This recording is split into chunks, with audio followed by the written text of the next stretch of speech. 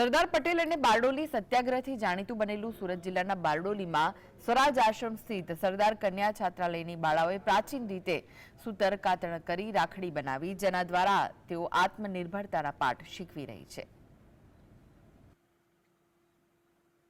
બારડોલી સત્યાગ્રહ બાદ બારડોલીની ભૂમિ પરથી અનેક રચનાત્મક પ્રવૃત્તિ શરૂ થઈ, જે આજે પણ યથાવત છે. તેવામાં રક્ષાબંધનના તહેવારના ઉત્સાહ વચ્ચે બારડોલીના સ્વરાજ આશ્રમ સ્થિત સરદાર કન્યા છાત્રાલયની બાળાઓએ એક અનોખી પહેલ કાયમ કરી છે. છાત્રાલયમાં અભ્યાસ કરતી બાળાઓ દ્વારા અભ્યાસની સાથે સાથે દરેક તહેવાર અનોખી રીતે ઉજવાય છે. આ વખતે પણ બાળાઓએ પ્રાચીન પરંપરાગત પદ્ધતિથી રાખડીઓ બનાવી. બાળાઓએ જાતે ગૂંથણ કરી રાખડી તૈયાર કરી છે. નાનપણમાં હું તેમાં ખાસ વેડછી સ્વરાજ આશ્રમમાં ભણેલી અને ત્યાં ગ્રામશાળાનો પહેલો પ્રયોગ જુગતરામભાઈ દવે અને નારાયણ દેસાઈએ કરેલો. એમાં ઉત્સવો બહુ જુદી જુદી રીતે સરસ રીતે ઉજવવાનો એ લોકોએ નક્કી કરેલું, જેથી જે બાળકો આપણી પાસે ભણે છે અને શિક્ષણનો નવો પ્રયોગ અને શિક્ષણમાં નવી રીત, નવા વિચારો કેમ મૂકી શકાય બાળકો પાસે, એ ત્યાં અમને શીખવવામાં આવતું.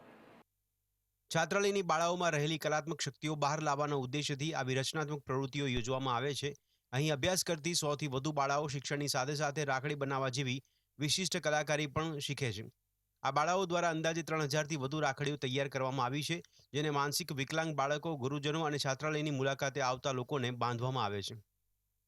અહીંયા 110 જેટલી બાળાઓ છે, પણ એ દરેક બાળક કે દરેક બહેન 20થી 25 રાખડીઓ બનાવે અને આજુબાજુના ભાઈઓને બાંધે, તો એવી અમે 2500થી 3000 રાખડી બનાવીએ છીએ. અને અમારે ત્યાં રહેતા આજુબાજુના અને અમારા વિદ્યાલયમાં કામ કરતા અમારા ભાઈઓ, ભણાવતા ગુરુજનો, એ બધાને અમે રાખડી બાંધીએ છીએ. અમે રેટિયા વડે રૂ અને રૂથી સૂતર બનાવીએ છીએ. સૂતરથી અમે કેટલીક પ્રક્રિયાઓ દ્વારા રાખડી બનાવીએ છીએ. કેટલાક સિનિયર સિટીઝનો, વક્તાઓ વગેરેઓ અમારા વિદ્યાલયમાં આવે છે અને રાખડી બંધાવે છે.